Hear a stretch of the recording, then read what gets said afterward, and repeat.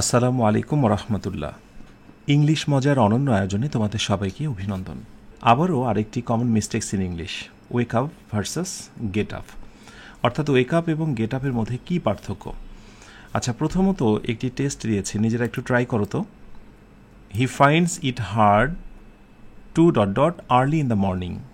Feeling in the গ্যাপে কি wake up হবে নাকি গেট আপ? আগে নিজেরা ট্রাই করো, তারপরে আনসারটা আমি বলবো সবার শেষে। এবার একটু এক্সপ্লেনেশনগুলো দেখে নিই।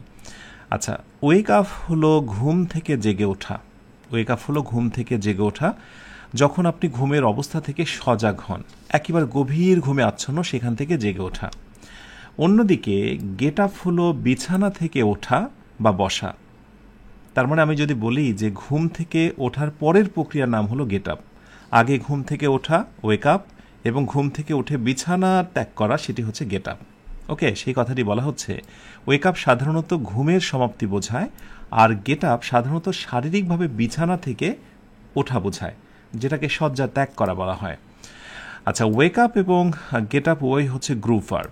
ওকে, ভার্বের সঙ্গে প্রিপোজিশন যুক্ত হয়ে যখন অর্থ আলাদা হয়ে যায় সেগুলোকে গ্রুপ ভার্ব বলা হয়। আচ্ছা, দুটো এক্সাম্পলস দেখি আমরা।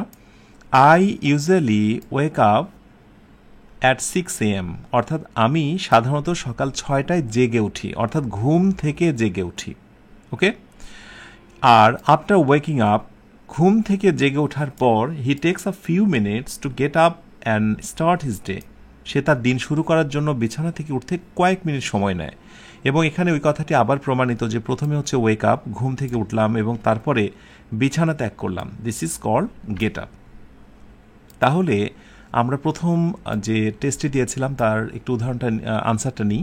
হি finds it hard two get up early in the morning, অর্থাৎ সকালে শয্যা ত্যাগ করা তার কাছে বেশ কঠিনই বটে। মানে ঘুম থেকে ওঠে, কিন্তু ঘুম থেকে উঠে সঙ্গে সঙ্গে বিছানা ত্যাগ করা কিন্তু তার কাছে তুলনামূলক একটি কঠিনও বটে।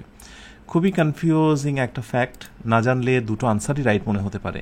তোমাদের সবাইকে অভিনন্দন। ইনশাআল্লাহ পরবর্তীতে আরও একটি কমন মিস্টেক্স ইন ইংলিশের ক্লাসে কথা হবে।